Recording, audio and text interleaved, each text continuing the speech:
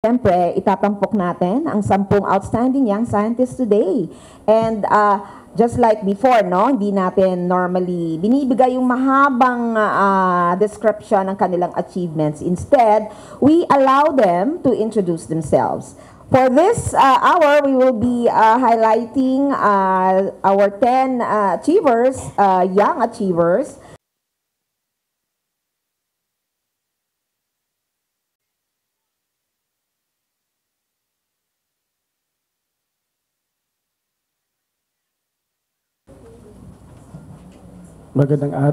Magandang araw po sa inyong lahat.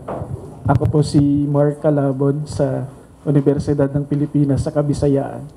Isa po akong micologo. Nag-aaral po kami ng halamang singaw sa tubig dagat at tubig tabang. Mycologist po ako. So fungi or fungi, depende sa background ninyo. Ang trabaho ko po ay kami yung nagbibigay mukha, pagkakilanlan at nag-uuri ng mga halamang singaw sa tubig dagat at tubig tabang. Isa rin po akong tagapangasiwa ng dalawang website na dedikado sa aquatic fungi. Yun yung freshwaterfungi.org at marinefungi.org. Katulad ni Dr. Benico, isa po akong taxonomia din. So yun nga, kami yung nag-uuri, nagbibigay pangalan sa mga bagong na-discover namin sa mga katubigan. Nag-aaral din po ako sa terrestrial. So yeah, more of things like that. Maliit lang po kami sa mundo kasi hindi siya parang bago siya. Pero matagal na siya sa Europe at America. No? Pero sa Asia, hindi siya. So yung grupo namin, yun nga, hopefully mag-contribute din ako sa biodiversity at conservation ng ganitong grupo sa Pilipinas kasi wala tayong data masyado.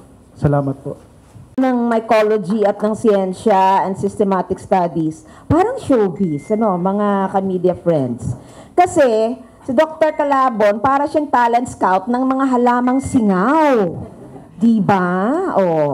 Ako din, sector, we now hear from physicist siya, Dr. Rolando T. Candidato. Thank you po, Dr. B. Good morning po sa lahat. I'm Rolando T. Candidato Jr. from the Physics Department of the Mindanao State University, Iligan Institute of Technology sa Mindanao po. Yeah. I'm working on the atmospheric plasma spray process to develop coating materials. So we study the plasma parameters and its relationship dun sa properties ng mga coating materials. So right now, I'm working together with medical doctors from the Zamboanga City Medical Center. We are trying to develop biomedical coatings on polymeric substrate. So we integrate additive manufacturing technology to develop such biomaterial coatings.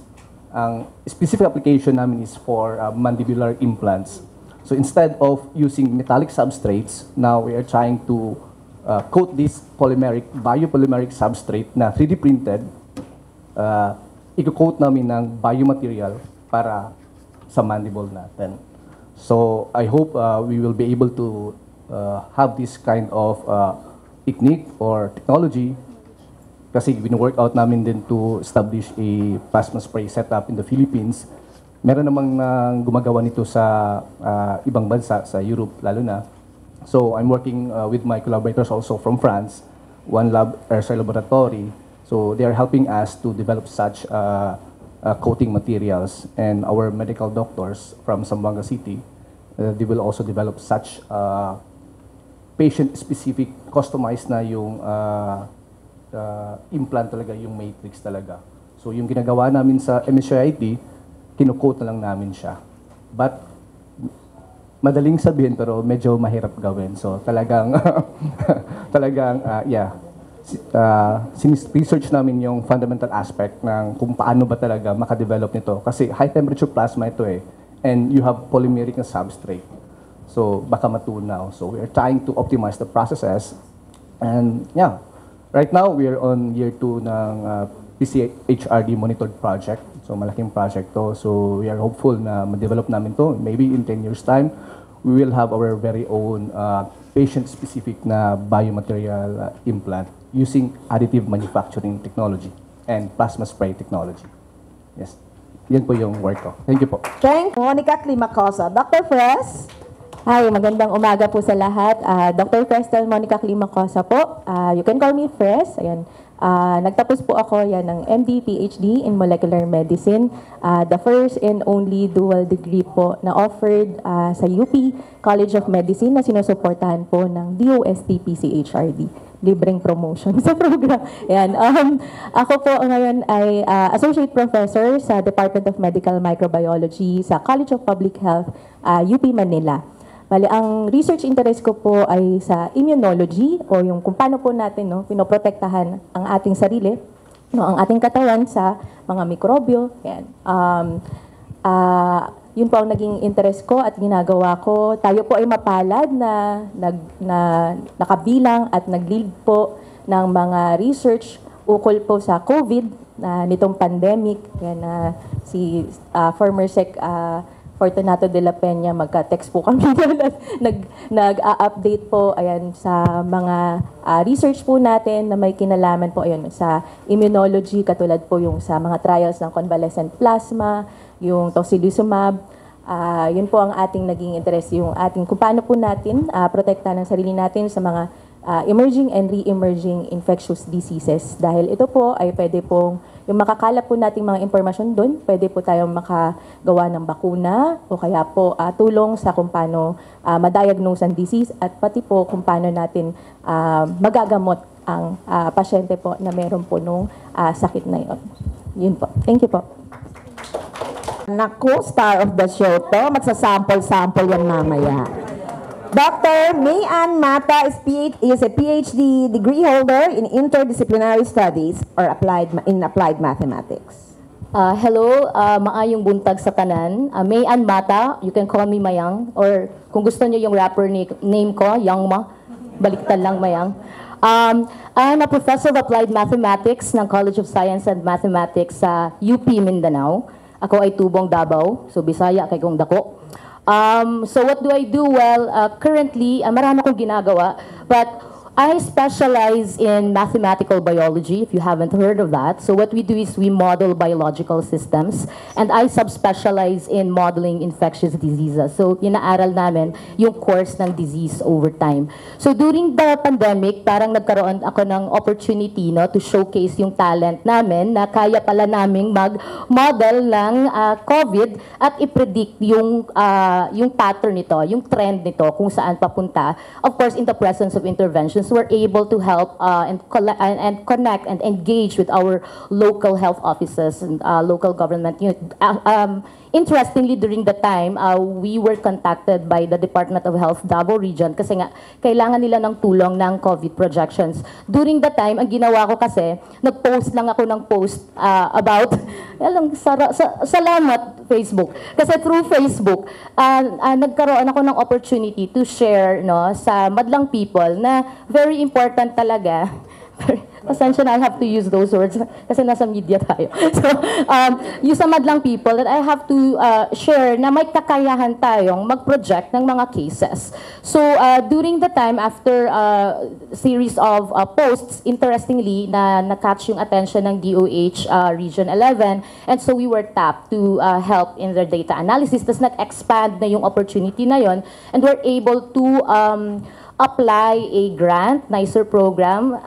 Former Secretary Fortunato de la Peña rin yung nag-approve nung time na yon. Sabi nga niya, kasi mukhang chapsu yung aming proposal po na Center for Applied Modeling, Data Analytics, and Bioinformatics for Decision Support Systems in Health. Di ba napakahaba? So, during the time, 2 years yun na program, and dahil nga fired up kami, we want to sustain yung R&D initiatives namin doon sa Mindanao. Gusto ko naming mag-train more, and then syempre, expand itong vision namin na magkaroon ng Health Innovation Hub. So, ang ginawa namin ay we're able to institutionalize the program sa UP system. And we renamed the center to Mindanao Center for Disease Watch and Analytics, or the DIWA Center. I'd like to emphasize, it's the DIWA, not Kadiwa. So, anyway, so now I'm currently the center director of that center, and we're expanding on more diseases. We're actually enhancing the Disease Watch and Analytics app. Ito ay parang one-stop shop na app where you can check all those different diseases. May parang repo, no, on different disease patterns, trends, spatial-temporal distribution, all those sorts of stuff. And kasi maraming diseases, so kailangan talaga mag-train ng army of modelers and mga computational enthusiasts, no, to work on those. At ngayon, nandito ako at very grateful for this opportunity po na ma-share ko itong ginagawa namin. And nagkaroon rin pala ako ng network, Modeling Infectious Disease in Southeast Asia Network. So may mga kasamahan din kami na passionate about doing modeling. And by the way, maybe you're not familiar with mathematical modeling. It's basically you represent your real-world system into mathematical equations, and you use your mathematical machineries to solve those mathematical equations and being able to interpret that back to the real-world system. So nag-o-offer kami ng mga solutions to give yung mga local, usually local ang namin parang pinupunteriya. Kasi yung data gathering process ng mga nasa ground, hindi perfect. So we want to help them make use of that data to their own advantage. So yun lang po. Thank you very much. Meron po akong interest sa rapping kasi dati when I was a little bit younger, so local rap artist po ako sa Davao. So the thing is, dahil nga may interest na ako sa academe, meron kaming project on rabies. Alam di ba sa rabies, kung mag-share ng parang educational material on rabies, they will show videos of those parang scary patients, right? So sabi ko, why don't we come up with a way to tell them what rabies is, but in a not so scary way, pero educational din. So that's the time when I realized, pwede tayong mag-compose ng rap, which in this case, we entitled Stop Rabies Research. Stop Rabies. Ano ba yung Stop Rabies Research? Nakakatakot ng Stop Rabies Research. Stop Rabies. Okay? So actually, in Bisaya siya, so sana makarelate pa rin kayo, no? Sige. Makaintindi kayo. Pero okay lang, kasi you can actually check my YouTube channel. Diba? Nandiyan yung subtitle. Okay, sige. I'm gonna go for the first verse if it's that okay.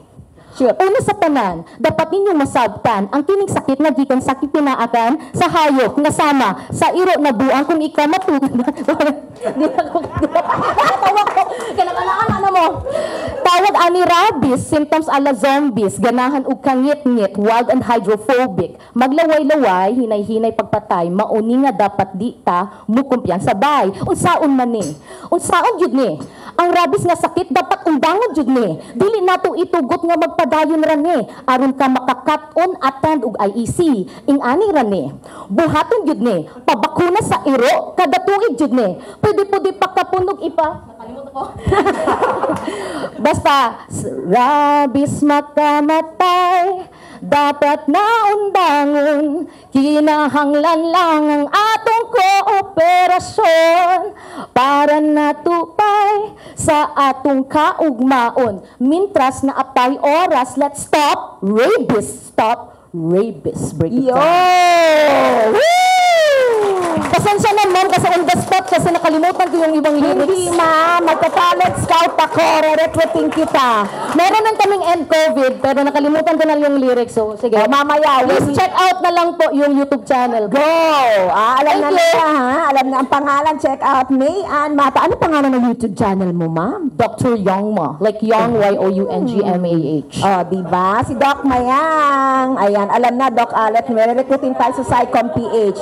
Rio Maylem or Mylem. Go ahead. Magandang umaga po sa ating lahat. Excel Rio S. Milem po from the Department of Agriculture, Philippine Carabao Center. Hindi po ako veterinaryo, pero yun nga po yung tawag sa amin, doktor ng kahayupan. Pero tumutulong naman po tayo sa pagpapaunlad po ng ating animal industry. Sa Philippine Carabao Center po, kami po ay mandated to promote, propagate, and conserve the water buffaloes in the Philippines. At bukod po doon, nasa amin din po ang administrative order to lead livestock biotech researches. Kaya po yung mga research ko po ay on biotech po. So, ang aking main program po is on addressing or helping to have a climate resilient water buffalo or livestock production system. So, nag-identify po ako ng mga heat-tolerant na kalabaw. So, ibig sabihin po, hinahanap ko po itong mga genes sa baka at sa kalabaw, the sleek genes, para po kahit nasan sila sa Pilipinas, sana ay kaya po nilang i-withstand yung init. Sobrang init po, no? Lalo na po dito sa Pilipinas, ang weather daw po natin ay mainit at sobrang init. Or minsan, mainit at saka umuulan. Pag umaga, mainit, tapos sa hapon, umuulan. So, medyo nalilito na po ang ating mga hayop kung paano po sila mag-thrive, mag-adapt, mag-survive. So, sana po ang pangarap po namin ay mahanap po namin yung mga genes na yon, and yun po yung mapag-cross natin siya para yung mga animals po natin could adapt sa ating environment. And then, apart po dun is I also work on reproductive biotechnology. So, embryo production in water buffaloes and in cattle. And then, other assisted reproductive techniques para po dumami po ang populasyon po ng ating mga kalabaw at baka dito sa Pilipinas. Katulad nga po kahapon na mention ng ating plenary speaker na nag-import po sila ng baka. So, ako po ang hope ko sana yung lahat po ng in-import na baka could withstand yung temperature po natin dito sa Pilipinas. Kasi iba naman po ang temperatura kung saan po sila nanggaling. And of course, to increase yung productivity po nila. And hindi rin po namin pinababayaan ang conservation po ng mga species na ito. So, sana po lahat ng mga may good quality traits po ng mga livestock species ay mai-conserve din po namin dito sa Philippine Carabao Center para in time po, syempre hindi sila ma-endanger, and if ready na po ulit, we can, mix and match these genes that could achieve productivity and thermotolerance. So, ayun lamang po. Again po, Excel Rio S. Milem. Para madali pong tandaan, Microsoft Excel. Lagi ko pong sinasabi, it's so hard to live by my name. But imagine I have to excel all the time. But I guess, looks like I've made it. I'm here. Thank you po. Thank you, Doc. At sa bahay ni Kuya. Titigan ninyo ang susunod na magsasalita. Dr. Andres Philip Mayo, PhD Mechanical Engineering, OIS 2025. Hello. Go. Ayan. Hello, magandang umaga po. So, ako si Andres Philip Mayol. So, I'm from the Manufacturing, Engineering and Management ng De La Salle University. So, yung pinag-aaralan ko po talaga, or yung research interest is, lahat naman po nakakaalam ng lumot. Lumot na nakikita natin. Actually, kahit saan, basta may watery body. So, ang mga lumot, pwede kasi natin siyang i-convert into biofuels, biofertilizers, bioplastics, and many more. So, akala lang natin na maliit siya na microorganism nga, kaya siya maliit, no? Pero, ang dami niyang pwedeng magamit. Kasi marami siyang compounds na pwede nating i-convert into different products. So, what we call valorization. So, isa po yun sa mga interest ko. Lalo na ngayon, na syempre, nandyan na yung climate change and everything. So there's a mandate that I think aviation will have to use sustainable aviation fuel. And it can be derived from microalgae. And I think there's a requirement of 2% blend. Correct me if I'm wrong. 2% blend. Voluntary pa lang yung ginagawa ng mga airline industry. But it will be a mandate by 2027. So, 2 taon na lang. So, ibig sabihin nun, how can we position, especially the Philippines, on that global policy? So, isa yun sa mga, of course, research na ginagawa ko. Then, other than that, exploring other technologies on how can really cultivate yung algae. Kasi pwede natin siyang i-cultivate na parang aquarium. So, for example, meron kang ganito, and then, may tubig ka, lagyan mo ng algae, and then mga nutrition. And ang kagandahan sa algae is, pwedeng maging nutrition niya is wastewater. And not just that, not just, nawala ko tuloy. Not just that. Pwede rin siyang mag-carbon sequestration. Para din siyang halaman. Halaman na maliit, but ang pinakamaganda dito is you can grow it vertically. So, ibig sabihin, wala kang problema sa lupa. Kasi there was an issue with food versus fuel, or you get other products from food, no, na source natin. So, definitely, it's an alternative source that we can use, not just by the Filipino people, but internationally. So, yun po ang aking mga research, and hopefully, there will be more contributions, and definitely, with all the OIS or even the awardees, I can collaborate with them. Whatever we find, because it's a multidisciplinary research. So, for example, I'm a mechanical engineer, so, una ko siyang marinig, no, alam mo yung lumot na yan? Diba? So, at the end of the day, alam ko lang yung mga, mga power plant, ganon. But definitely, because of collaborators such as UPLB, because they really specialize in algae, so, and then definitely we collaborate together, and other international collaborators na nakaka-work namin. Then we find more ways, video, sorry, plug in, baka naman, di ba? Oo, baka may sponsor pala, we find ways. Showbiz ka talaga, sir. Sorry. And then, ang sinasabi ko lang is, definitely, makahanap tayo ng ibang paraan, mabaralize natin, and definitely, it can help our economic growth as well. So, yun, especially, it thrives in tropical countries. And ano ba ang Pilipinas, di ba? So, yun, definitely, nagpapakahirap nga sila sa Western para i-grow ito kasi iba-iba yung klima nila. But dito, nagtatrive, and we have hundreds of microalgae. And not just microalgae, kasama na natin yung macroalgae. So, macroalgae we called seaweed. So, doon pa lang, I think, di ko alam kung number 3 or number 4 tayo sa buong mundo na nagpo-produce ng seaweeds. And not just that, lahat ng ginagamit natin na siguro ketchup or toothpaste or something, meron siyang karaginan na tinatawag natin. Na galing din sa, sa seaweed. So, definitely, ang laki ng impact, on when we say algae. Not just for the Philippines, but sa ating lahat. Yun. So, yun. Maraming salamat. So, again, I'm Andres Philip Mayol.